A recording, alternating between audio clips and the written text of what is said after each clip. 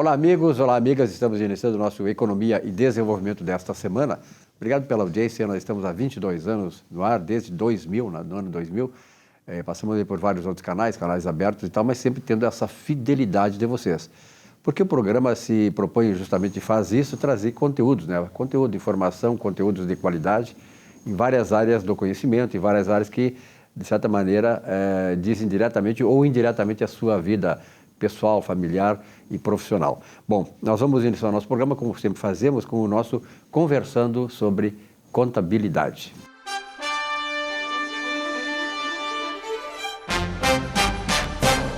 Professor Salésio D'Agostinho, obrigado pela sua presença aqui mais uma vez, né? Parabéns aí pelo espaço que eu sei que está sendo consagrado em todo o Brasil. Muito bem. Né? E aqui tem uma pergunta do Edivaldo César Cabral. Ele não foi ele que descobriu o Brasil, mas está aí agora, né?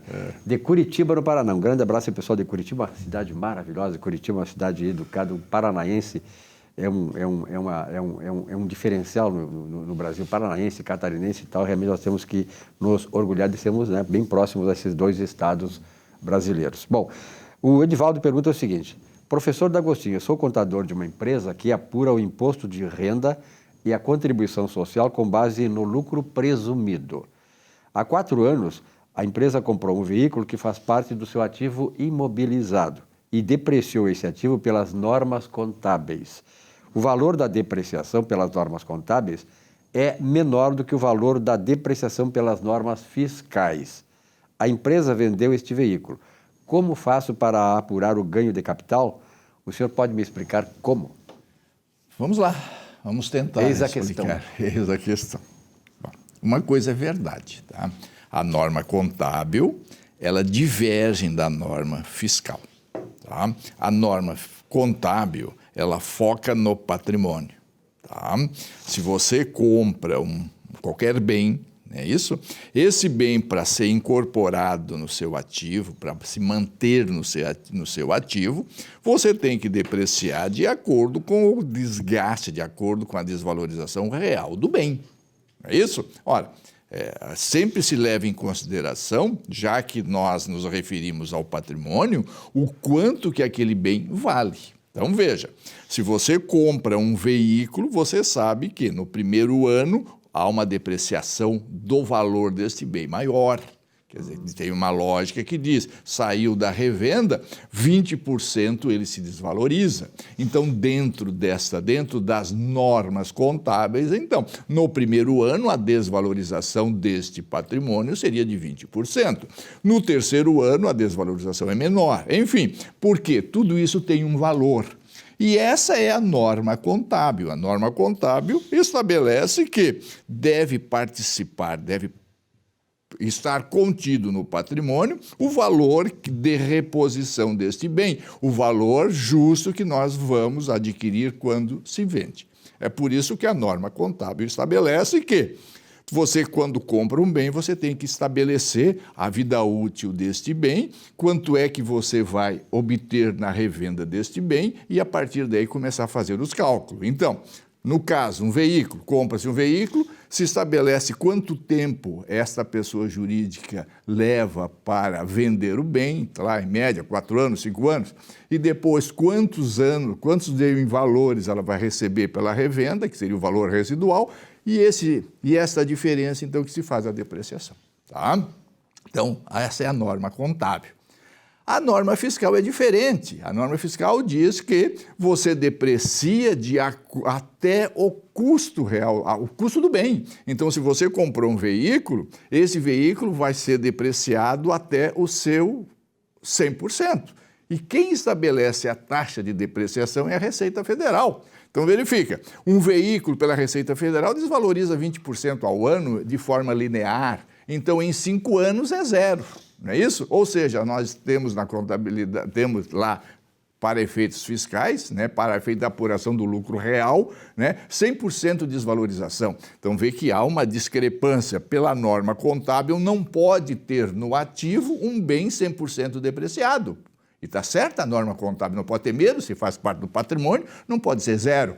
Pela norma fiscal, isso é possível. Tá? Então é por isso que existe essa divergência e essa discrepância. Só porque você, como contador, você não pode usar a norma fiscal na contabilidade. Se você usar a norma, se você quiser usar a norma fiscal, tá? Esse ajuste você faz na apuração do lucro real. Lá nos registros, na contabilidade, você tem que estabelecer o valor certo do seu patrimônio e depreciar de acordo com o desgaste real. Ah, não, mas eu quero usar a parte fiscal, porque a depreciação da parte fiscal é maior e com isso eu vou ter um lucro menor e tendo um lucro menor vou pagar menos imposto. Posso fazer? Pode, sim. Isso você pode fazer, só porque esse ajuste faz aonde? No LALUR. Você não faz nos registros contábeis, você faz no registro para efeito do imposto de renda. Então, como você diz que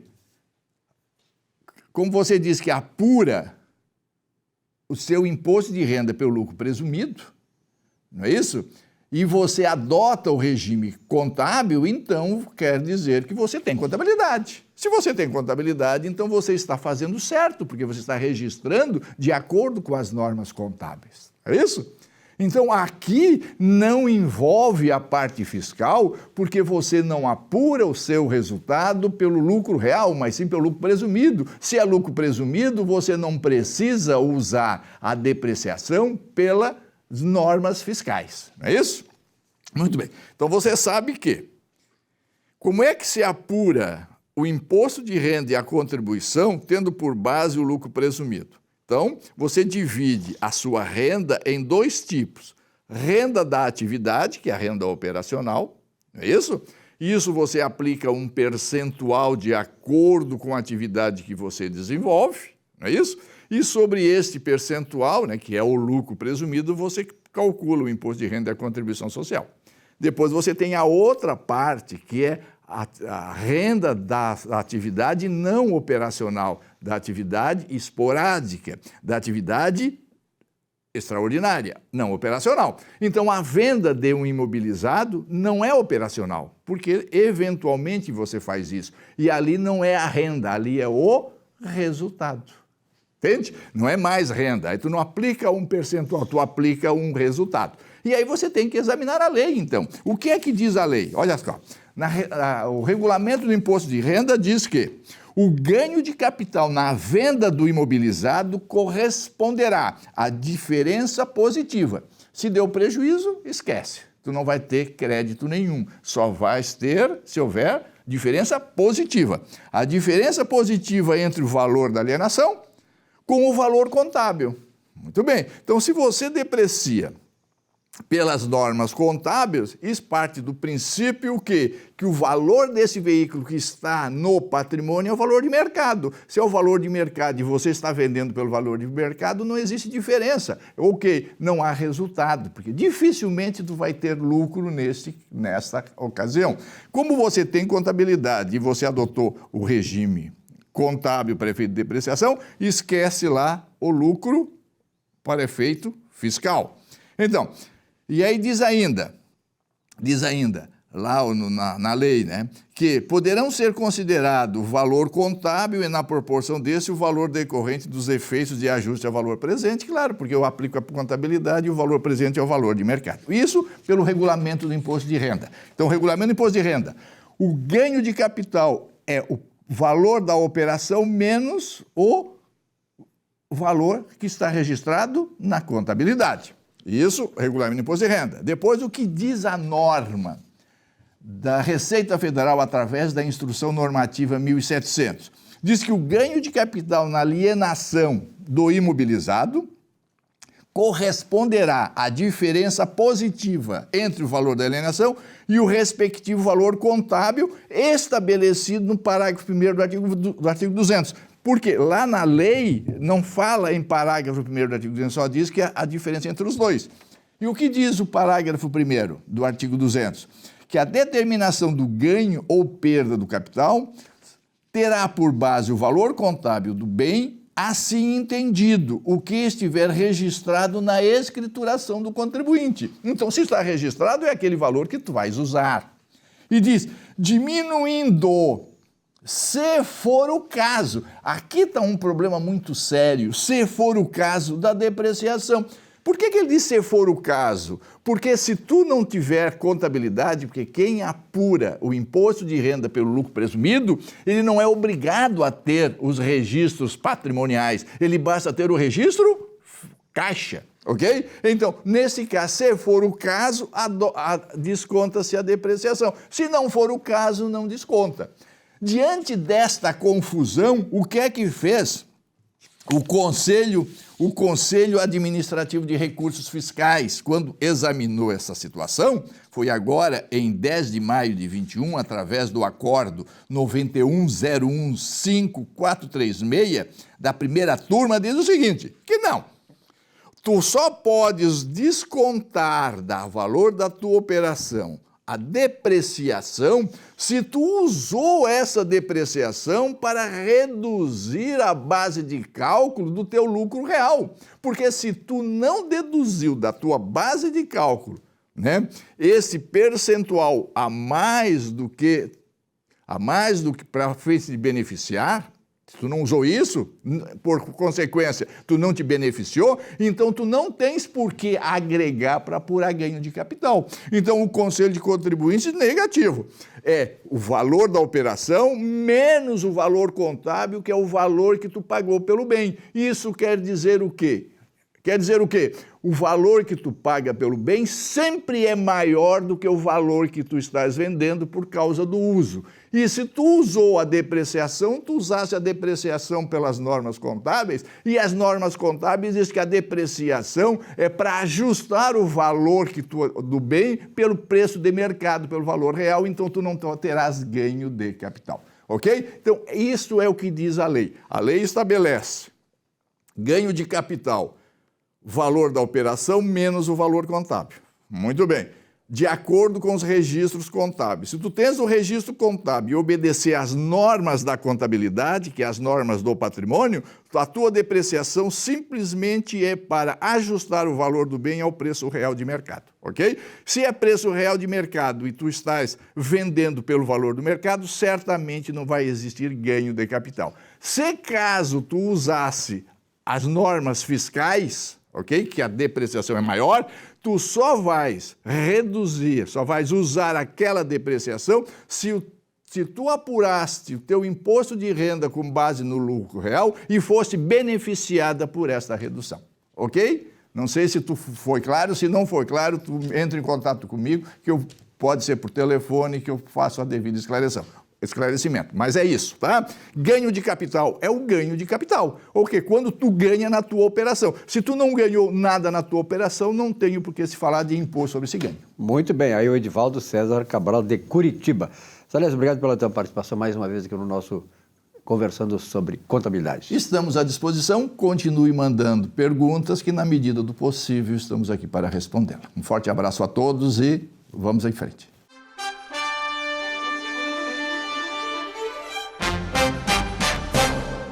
Olá, não custa repetir o que Thomas Jefferson, terceiro presidente americano, deixou como advertência e lição.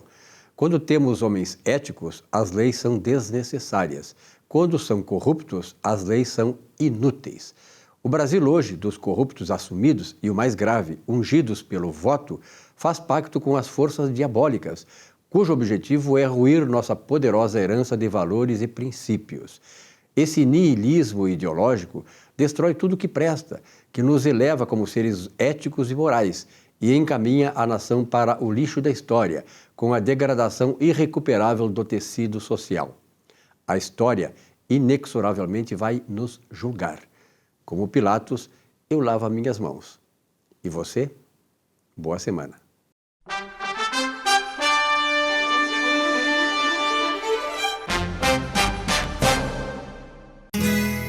Ser gaúcho é preservar as tradições, é valorizar a educação e acreditar que um futuro melhor nasce nas páginas de um livro.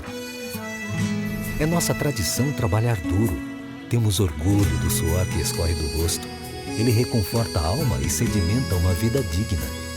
É nossa tradição valorizar o passado para desenvolver o futuro. CMPC Celulose Rio Grandense. Desenvolvimento é a nossa tradição.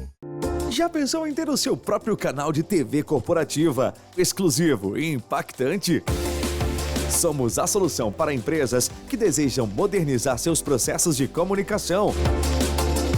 Solução Mídia Digital, transformando a forma como você se comunica.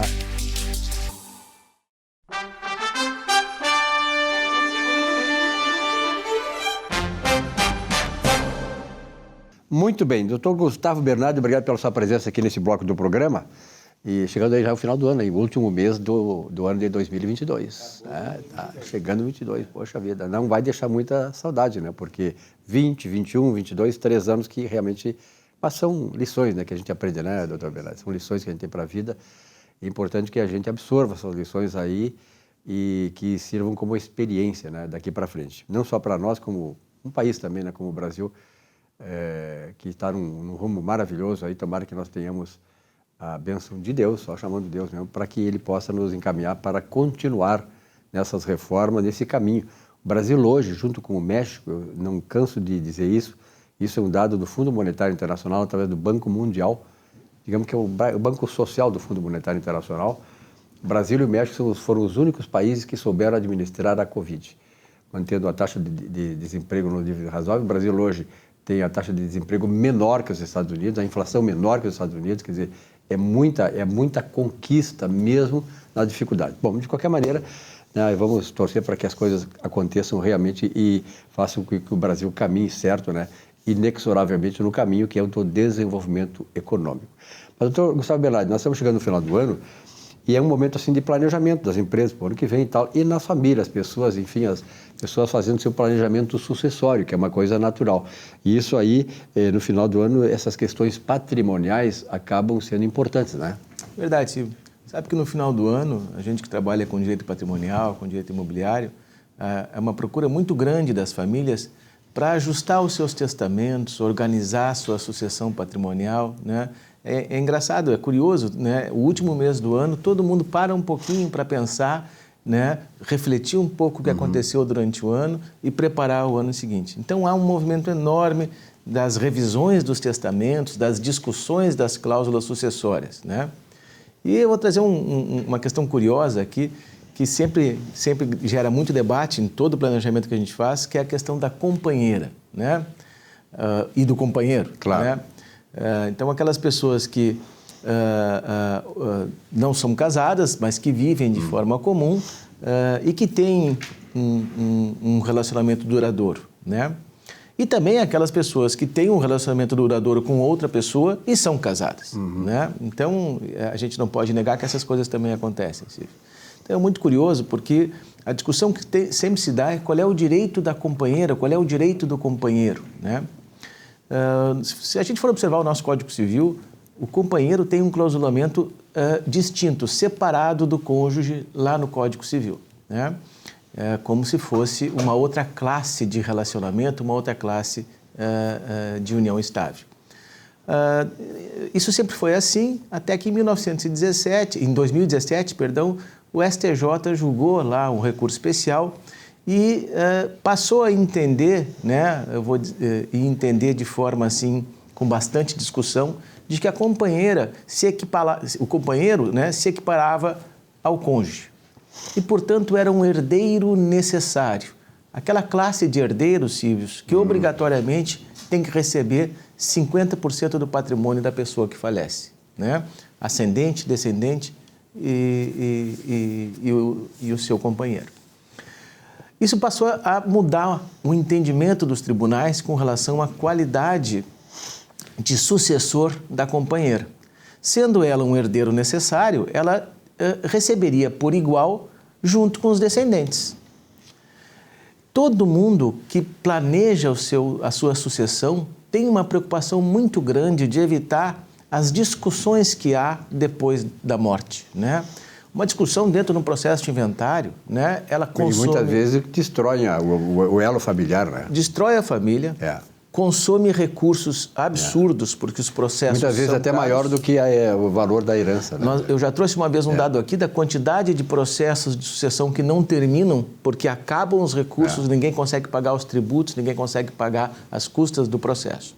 Então, cada vez mais, as pessoas passaram a entender que é necessário tu planejar essa sucessão, né? Existem instrumentos maravilhosos para isso, desde um simples testamento até a criação de uma holding patrimonial, uma holding familiar, em que você deixa, inclusive, tudo aquilo já preparado. A pessoa morre, no dia seguinte, toda aquela vontade sucessória dela é implementada através de uma holding, através de um testamento, né? E há um movimento muito claro nesse mês de dezembro, né, das pessoas se preocupando em reorganizar isso, né, em preparar isso para o ano seguinte. O que nós temos hoje com relação à companheira, né, é uma decisão de um tribunal superior que procura equiparar esse cônjuge, esse companheiro ao cônjuge, né, mas que de fato não o são, né? O que torna ainda mais necessário que a gente planeje a nossa sucessão através dos instrumentos que a gente tem. Fazer um testamento é deixar organizado aquilo que as pessoas têm que fazer depois da sua morte. Porém, ainda assim, essas pessoas têm que fazer. Ou seja, elas têm que implementar aquela vontade escrita no testamento. Fazer uma holding familiar, uma holding patrimonial, é já deixar implementada a sua vontade, só que ela só passa a valer após o seu falecimento. Portanto, você que tem um patrimônio, e veja, Silvio, não precisa ser nenhum patrimônio considerável, porque se a gente for imaginar hoje que você vai pagar um ITCMD de quase 8%, que é o Imposto de Transmissão Causa Mortes, mais as custas e emolumentos do processo, as custas e emolumentos lá do registrador de imóvel e mais as custas do advogado, nós estamos falando que quando a gente morre, a gente deixa para o Estado mais ou menos 40% de tudo aquilo que a gente tem. Ora, você pode não deixar nada se você planejar. Você pode implementar toda a sua vontade sucessória em vida, sem gastar absolutamente nada daquilo que gastaria numa sucessão, num inventário, num testamento. Né? Isso é muito bom, isso aí atinge a todas as famílias, por menos que o camarada tenha, né, sempre dá esse rolo aí. Aliás, tem uma coisa, eu circulo muito pela cidade, sempre foi uma característica minha para conhecer Porto Alegre, Zona Norte, Zona Sul e tal. E a gente observa assim, muitas propriedades, muitas casas, né, ali abandonadas e tal. Quando tu for ver, quando decide verificar, tem alguma questão de herança ali que está travando, né, a sucessão da... Hoje pela manhã, 8 horas da manhã, eu fui atender uma incorporadora num terreno que ela estava negociando justamente por causa disso. Ou seja, o terreno é maravilhoso, né, num ponto nobilíssimo de Porto Alegre, mas não é possível incorporar ali porque o problema judicial daquela família, naquela sucessão é tão grave, né, tão difícil, né, que você vai demorar ali 4, 5 anos para resolver aquilo, né? E o custo de você implementar essa sucessão se tornou impagável, né? É enorme a quantidade de inventários que não terminam no judiciário porque as pessoas não têm condições de processar os inventários. É muito maior do que 50%. Né? Então, a dica que eu dou é que se você tem qualquer... E veja, não é necessário ter um patrimônio muito alto. Porque, veja, se você não tem liquidez para pagar aquela sucessão, não interessa qual é o patrimônio que você tem. Você não vai conseguir complementar ele, você não vai conseguir implementá-lo. Né? Então, planeje a sua sucessão. Há instrumentos maravilhosos para isso no direito brasileiro. Aliás, Silvio, tudo indica que o imposto sobre a herança, imposto sobre sucessão, vai subir no Brasil. É uma tendência mundial. É uma tendência mundial, né? Então, a gente tem que se planejar. E esse mês de dezembro é um mês em que todo mundo começa a se planejar para isso. Bem, na verdade, você tem que planejar isso muito tempo antes, porque daí você deixa isso planejado e você só revisa uma vez por ano, a cada ano, para ver se está adequado para o ano seguinte e para aquele seu momento de vida. Tá, você vai morrer e tal, não vai se incomodar. Não sei se vai se incomodar lá no outro plano, mas de qualquer maneira, aqui não. Mas deixará como herança exatamente também uma série de fatores de conflitos, né, que poderiam ser evitados. Então, eu achei muito importante, muito oportuna, doutor Gustavo Bernardi, esse seu enfoque, porque tenho a certeza que muitos telespectadores que estão nos assistindo agora estão ou virão a estar numa situação dessas e poderão evitar. Eu percebo muito o seguinte, tem pessoas que têm uma vida absolutamente estável, empresas que estão ali lucrativas, né? E que quando ela falece, os seus sucessores não conseguem continuar aquilo, porque não se deixou aquilo organizado e a briga impede que se permaneça naquilo. E há uma outra questão que eu nunca me esqueço, há muitos anos, há mais de 20 anos atrás, um senhor muito rico, riquíssimo, né? Mas que não tinha uma empresa, era uma riqueza patrimonial. Ele vivia de renda de imóveis, né? E eu questionando a ele por que ele estava fazendo aquilo, ele me disse o seguinte, Silvio, é um ato de amor. Eu vou deixar para os meus filhos, de forma organizada, aquilo que eu construí. Então é um ato de amor. É um ato de né? amor, é. Você, em vez de entregar um problema para os filhos, você entrega para os filhos uma solução. Né? Uma solução de continuidade para aquele estilo de vida que eles levavam. Como todo ato de amor, também é um ato pacificador. Também, Porque exatamente. A partir daí né, vai haver paz entre os herdeiros e tal. E é o que tudo se quer, né? Tudo que se quer é que as coisas caminhem bem. Até porque essa questão da continuidade da coisa evita uma série de problemas. Como essas casas que estão por aí abandonadas, né? Eu tenho lá, minha esposa mora na Couto de Magalhães, do lado de onde ela mora tem uma casa lá que está há 10 anos abandonada, já está tomada por tudo, já está destruída a casa. Nós temos cidades do interior que tem quadras inteiras envolvidas em inventários intermináveis, entendeu? Pois é. E fica feio, uma cidade fica feia também, porque afinal tu não pode nem tocar naquilo ali, né? Não pode tocar de nenhuma maneira. E o não pagamento dos tributos, o não pagamento, sim, isso vai tornando inviável. Muito obrigado pela sua presença aqui uma vez mais, trazendo informação importante, né? Sobretudo um conteúdo que interessa a todos nós, né? Quer tenhamos patrimônio elevado, não, um pequeno patrimônio, isso aí realmente está em atinência, né? Em conformidade com essas questões que foram trazidas aqui pelo Dr. Gustavo Bernardi. Até a próxima semana. Até a próxima, Silvio. Um rápido intervalo, já voltamos aqui com o nosso Economia e Desenvolvimento. Até já.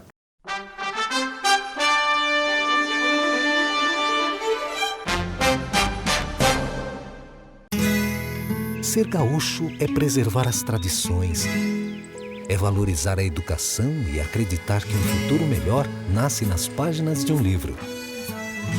É nossa tradição trabalhar duro. Temos orgulho do suor que escorre do rosto. Ele reconforta a alma e sedimenta uma vida digna. É nossa tradição valorizar o passado para desenvolver o futuro. CMPC Celulose Rio Grandense. Desenvolvimento é a nossa tradição. Já pensou em ter o seu próprio canal de TV corporativa, exclusivo e impactante? Somos a solução para empresas que desejam modernizar seus processos de comunicação. Solução Mídia Digital, transformando a forma como você se comunica.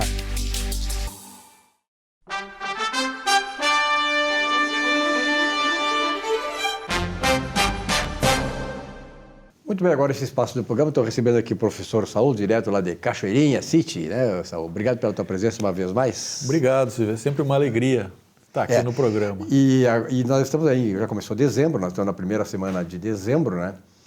Chegando no final do ano, né, Saul? Rápido, né? Que ano conturbado, né? Pelo amor de Deus. E vai até o fim do ano, né? Não sei se não na virada do ano também, né? Não sei se continua do depois, ano novo, né? Sabe, Silvio, como o programa é Economia e Desenvolvimento, no aspecto econômico, certo? Para o Brasil, essa instabilidade toda, que passa, né, pelos poderes, passa por tudo isso que está acontecendo. Pelas instituições e tal, é muito prejudicial à economia, né? E o empreendedor, ele está sentindo isso no movimento da sua empresa, na questão, principalmente quando se tem negócios com o exterior.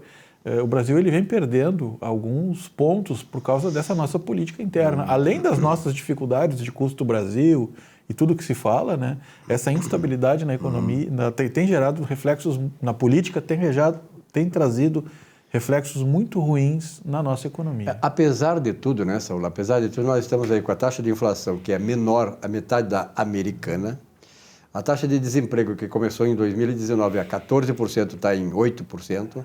O crescimento do PIB esse ano vai ser maior do que se imaginava. Quer dizer, apesar de tudo, a economia mostra que ela está caminhando independentemente da questão da instabilidade institucional e política.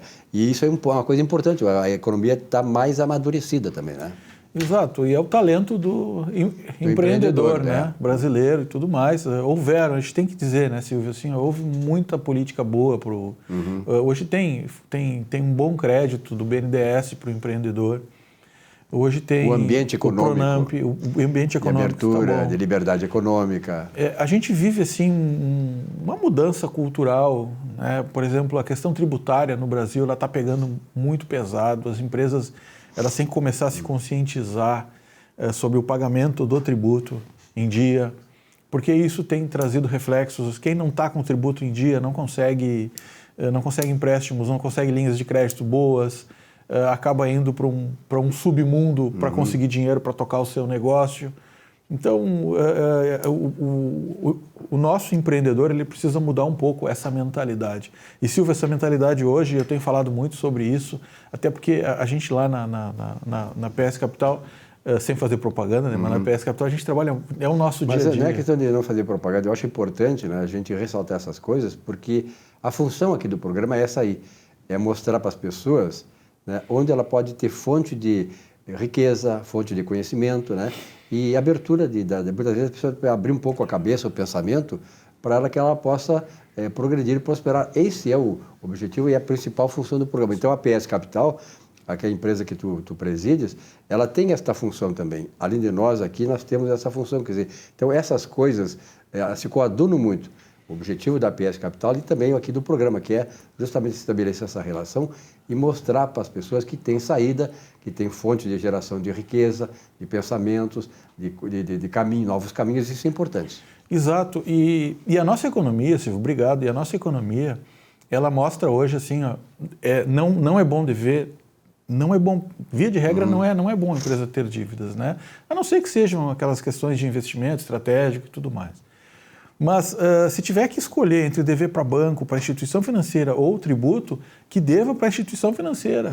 Não dá para dever tributo, porque o tributo não prescreve, é muito difícil hoje em dia uma prescrição. E te tolhe uma série de outras coisas. Te traz, ele acaba com as tuas oportunidades de crédito, oportunidades de fazer negócio, porque todo mundo pede CND hoje em dia.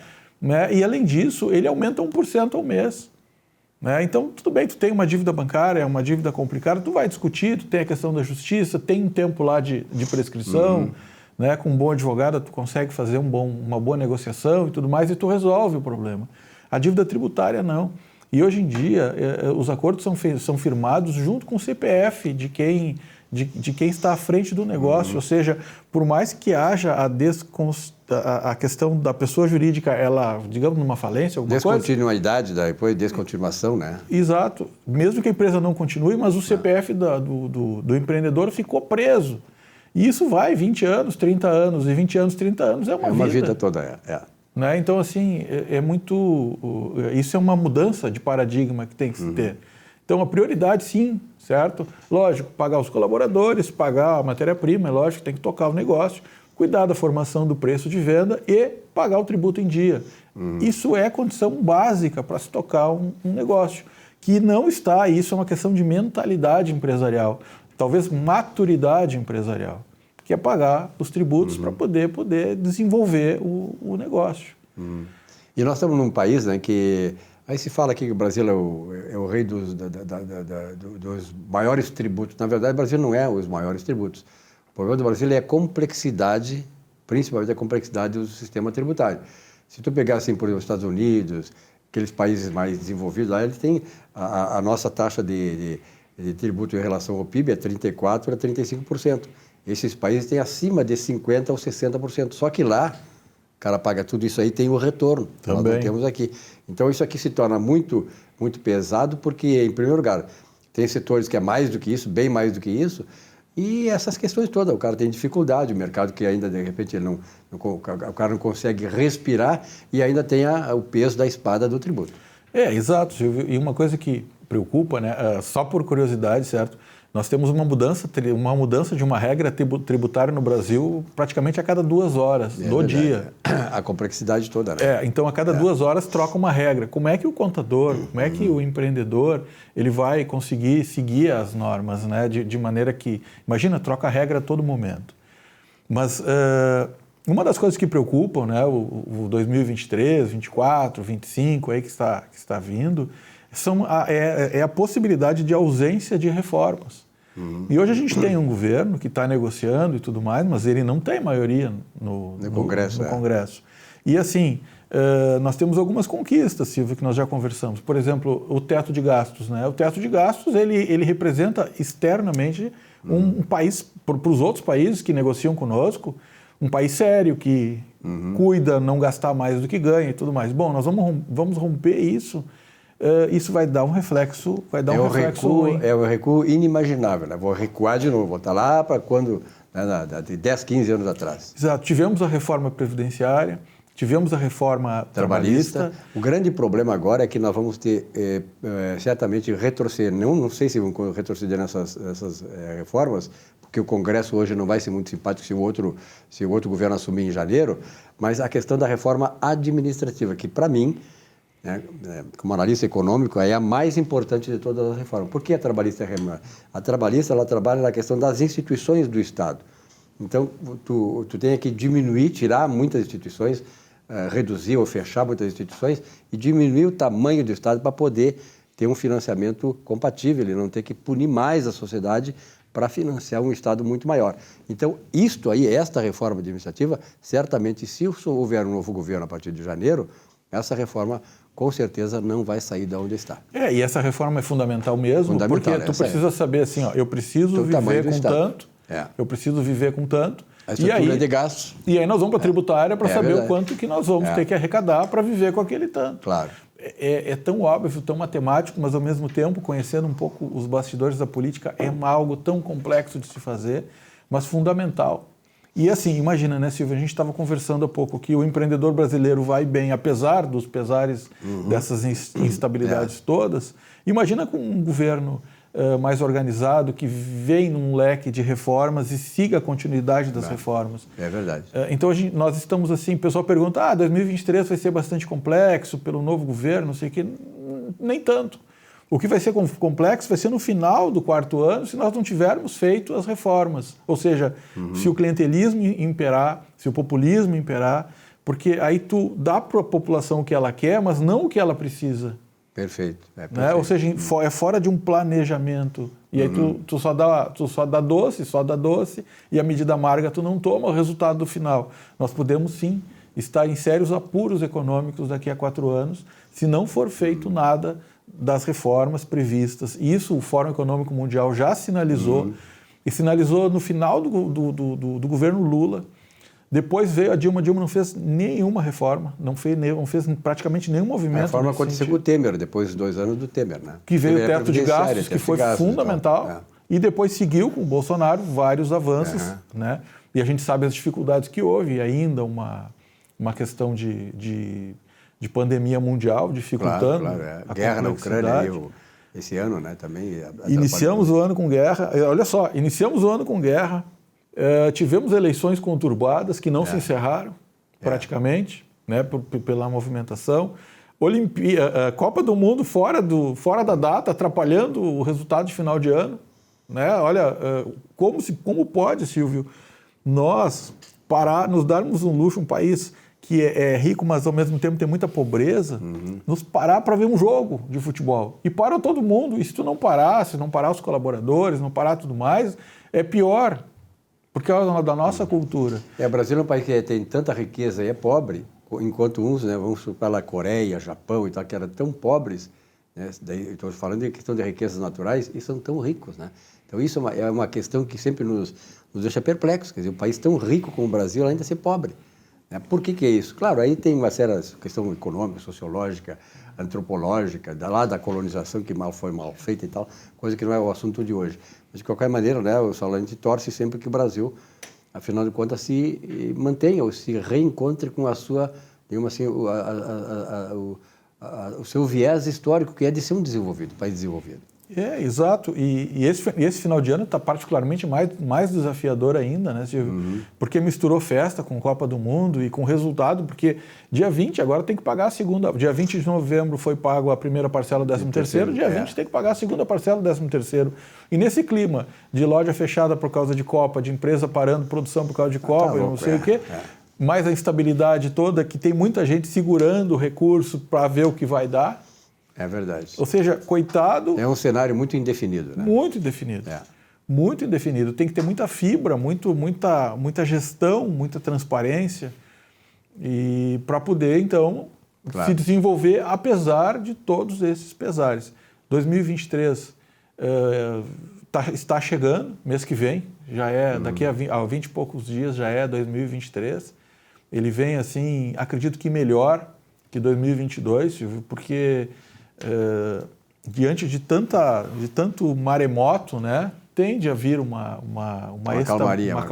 Uma Estabilidade. Uma estabilidade, talvez o primeiro trimestre nem tanto, mas depois tende a se acomodar. Em termos de economia, deverá vir, certo? Um incentivo, pensando no governo Lula passado, né? Um incentivo ao consumo, incentivo ao crédito, certo? Política de habitação. E duvida-se um pouco da questão das reformas, então espero que o governo tenha essa sensibilidade. Mudou. Tomara que As cabeças mudaram, o tempo mudou. Só um parênteses, se nós pensarmos uma gestão de uma empresa de 2020 para cá, mudou praticamente 100%, coisas que a gente trabalha, como a gente trabalha hoje, praticamente em 2020 seria impensável, antes da pandemia, né? Seria impensável. Toda essa parte de reuniões online, como se faz... É verdade. Né? Coisas, o delivery, outras mentalidades de gestão, o trabalho à distância. Então, se a pessoa tivesse com a cabeça de 2020 e pensando como hoje, ela já estaria desatualizada. A gente está falando de 24 meses atrás. É verdade, 2 anos. Então, imagina um governo que terminou lá na década passada. Tem muito a atualizar e que Deus proteja o Brasil, né, a cabeça dos nossos políticos. Deus tenha misericórdia do Brasil. E a cabeça dos nossos políticos, para que a gente consiga, então, gerar o nosso desenvolvimento que traz o nome desse programa. Né, Silvio? Exatamente, o tão sonhado desenvolvimento, o tão sonhado Brasil do futuro, né, que está na hora de chegar, né? Se ficar só no futuro não dá. Saulo, obrigado pela tua presença aqui, uma boa semana. Muito obrigado e um ótimo dia, uma boa semana. Tá certo, um rápido intervalo e já voltamos com o nosso Economia e Desenvolvimento. Até já.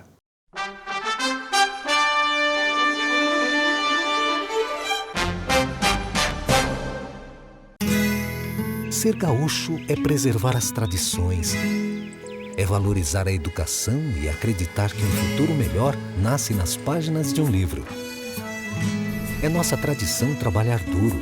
Temos orgulho do suor que escorre do rosto. Ele reconforta a alma e sedimenta uma vida digna. É nossa tradição valorizar o passado para desenvolver o futuro. CMPC Celulose Rio Grandense. Desenvolvimento é a nossa tradição. Já pensou em ter o seu próprio canal de TV corporativa, exclusivo e impactante? Somos a solução para empresas que desejam modernizar seus processos de comunicação. Solução Mídia Digital, transformando a forma como você se comunica.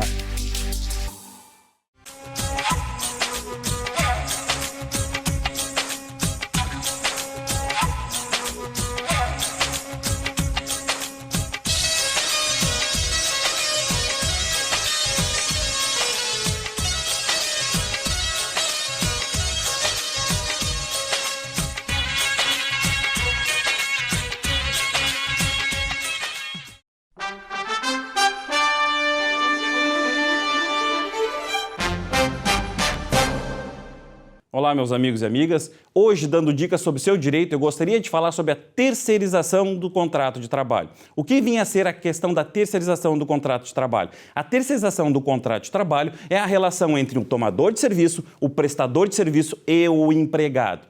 E o que ocorre quando a empresa, a prestadora de serviço, vem a falir? O que acontece com o empregado? O empregado tem direito de receber todas as suas verbas trabalhistas, seja ela do tomador de serviço ou através do prestador de serviço. Na questão do tomador de serviço, a responsabilidade é subsidiária, pois se o empregado usufruiu, trabalhou e este tomador de serviço usufruiu do trabalho do empregado, deve também ser responsabilizado na questão das verbas trabalhistas e os direitos que este empregado tem. Então, se você está nessa situação onde a sua empresa quebrou, faliu e você ficou sem receber as suas verbas trabalhistas, saiba que você pode procurar um advogado, um profissional da sua confiança, para requerer junto ao judiciário a responsabilidade subsidiária do tomador de serviço, a empresa que contratou, para poder aí buscar a satisfação dos seus créditos. Essa é a dica de hoje. Muito bem, dezembro está aí, né? Então a gente vê já desfilando nas ruas, corpos desnudos e tal, as pessoas se preparando para o verão que está chegando. Praias e tal, as pessoas querendo mostrar uma forma física, né? Que acabou, de certa maneira, prejudicada durante o ano e o cara quer agora recuperar isso. Por isso que eu estou aqui com o Dr. Silvio Pereira, especializado nessa área. Doutor, obrigado uma vez mais pela sua presença aqui. Parabéns aí, o pessoal tem gostado muito aí, porque essas informações, né, esses cuidados médicos, eles são fundamentais, principalmente nessa época e, sobretudo, nessa questão do corpo, né, dessa época. Isso. Prazer mais uma vez, né? E realmente é um cuidado, bem como você falou mesmo, e o cuidado passa por a pessoa querer se preparar para o verão, né? E muitas vezes, eu quero fazer exercício físico, começa a fazer exercício sem saber se pode fazer. Isso aí é uma coisa que eu tenho observado bastante. Então, a gente alerta muito isso. É interessante se preparar realmente, fazer uma avaliação primeiro, ver como é que está, né? Eu já soube de casos, já andou acontecendo, inclusive recente, de pessoas que simplesmente eu quero uma academia porque eu quero estar em forma daqui um final do ano. E aí começa a fazer academia, passa mal, aí vai ver, tem alterações. Alterações que podem ser cardíacas, pode ser por colesterol, pulmonares diversas, também, né? diversas que a gente sempre investiga, né? Então, todo cuidado é pouco, né, doutor? A grande vigilância que se deve ter é isso aí, né? Isso mesmo. Principalmente assim, existem vários tipos de tratamentos, né, ou de cuidados, podemos dizer dessa maneira, para que a pessoa consiga ter aquele corpo que quer apresentar no verão. Claro que o ideal já seria começar bem antes, mas quem não começou, faça uma avaliação, procure um serviço que possa lhe entregar realmente o resultado, né? E algo que seja confiável, não é dizer, daqui uma semana você vai estar com um corpo fantástico. Eu sempre digo, quando é fácil demais, a gente sempre tem que fazer uma reavaliação. Então, a gente tem por hábito lá na clínica sempre orientar bem isso. Olha, é um trabalho que é importante, mas tem todo um cuidado, tanto alimentar quanto o estilo de vida. E o tempo, né? E o tempo, não. E o tempo é no sentido de a pessoa manter aquilo. Então, a gente sempre procura fazer, alinhar para que a pessoa consiga manter. Não é só o resultado para agora, pronto, agora depois passa tudo de novo. Inclusive, ontem ainda eu estava conversando e foi comentado a respeito disso, as pessoas idosas não conseguem mais se cuidar. Eu fiquei assim, eu digo, opa, vamos mudar isso, né? Hoje em dia não se admite mais dizer que a pessoa está idosa, não precisa se cuidar, não pode fazer atividade, não pode ter cuidados nenhum. Não, ao contrário. Ao contrário, hoje em dia a gente mais cuida para que esse idoso envelheça com saúde. E é interessante o senhor coloca esse assunto, né, doutor Silvio, porque essa semana mesmo o IBGE anunciou aí as novas taxas de longevidade. Né? Isso. E a nossa subiu para 76, quase 77 anos. Isso mostra aí que nós estamos tendo cada vez mais um contingente de idosos acima de 60 anos e muitas até de 70 e 80 anos. Né? Outro dia, eu fiquei impressionado. Eu fui pegar um táxi no Uber e vi que a pessoa era bem de uma certa idade. Aí, conversando e tal, eu perguntei, olha, me desculpe lhe perguntar, eu também já tenho mais de 70, qual é a sua idade?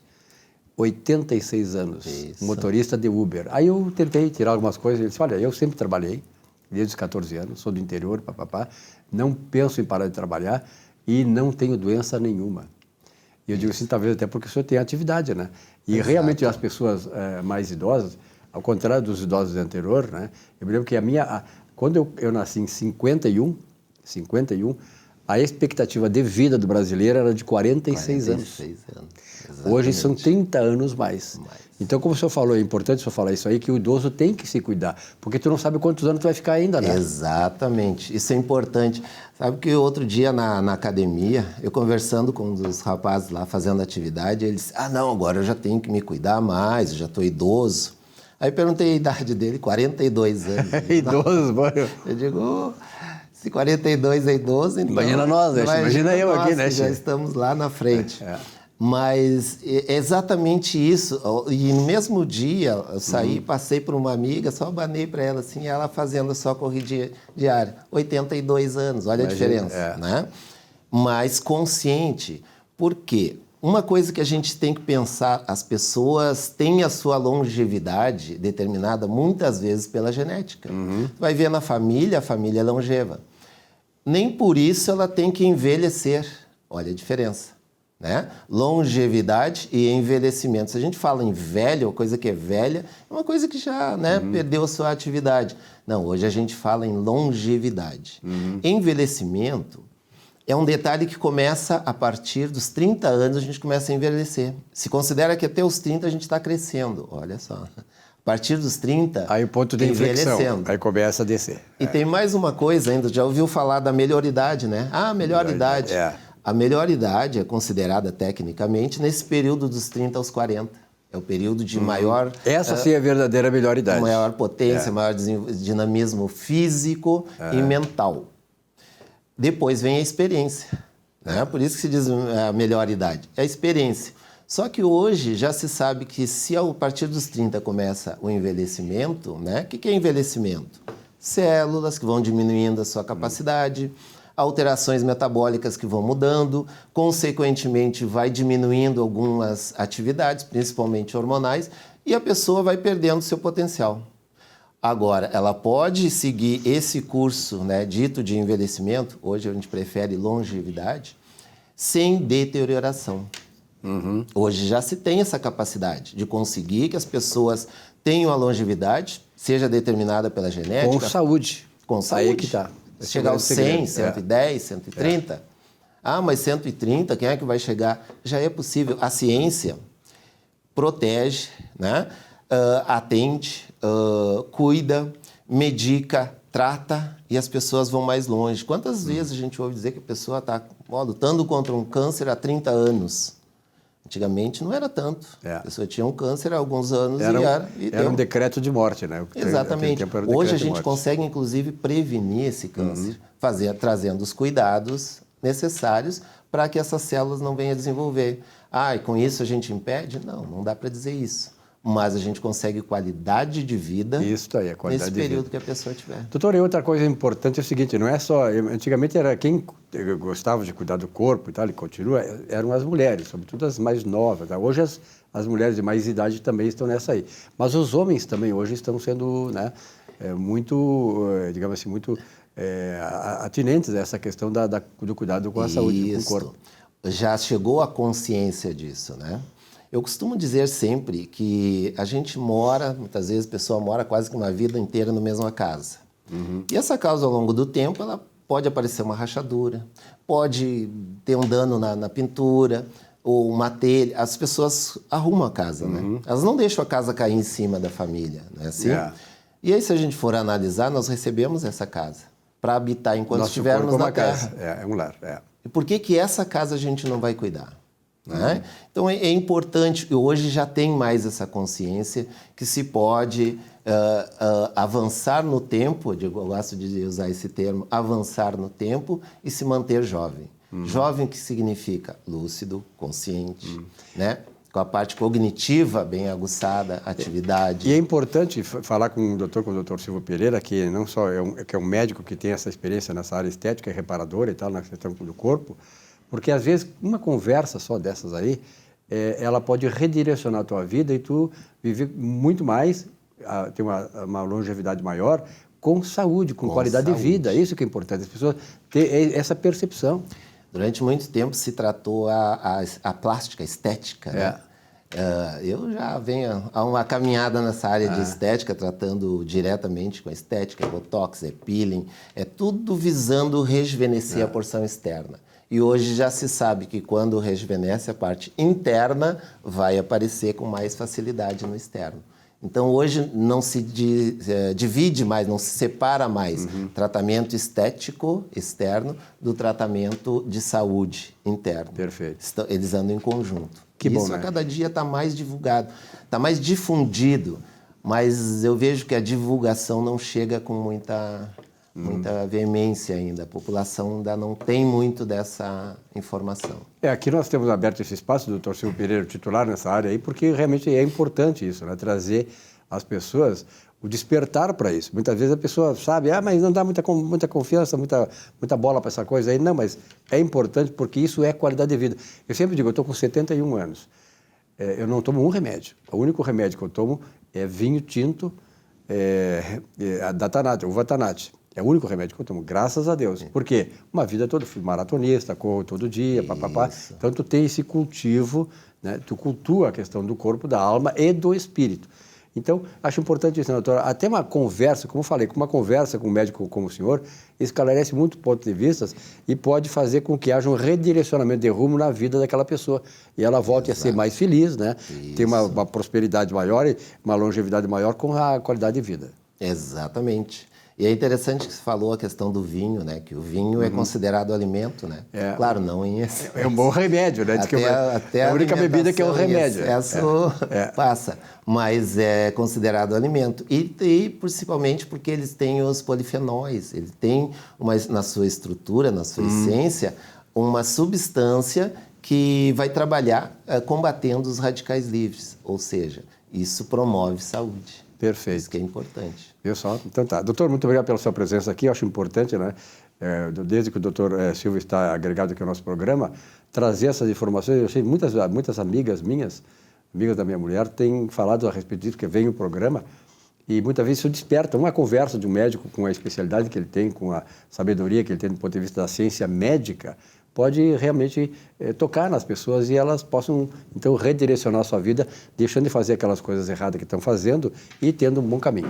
É isso? É isso mesmo, é isso mesmo. A gente pode sempre orientar para as pessoas poderem alinhar na vida. Fazer as pessoas serem mais felizes também. Isso, tá bom? com qualidade. Então tá. Obrigado, doutor. Prazer. A você, telespectador, muito obrigado pela audiência aqui. O nosso programa fica por aqui nesta semana. Tenham todos uma bela semana de trabalho. Semana que vem, um novo encontro. Até lá.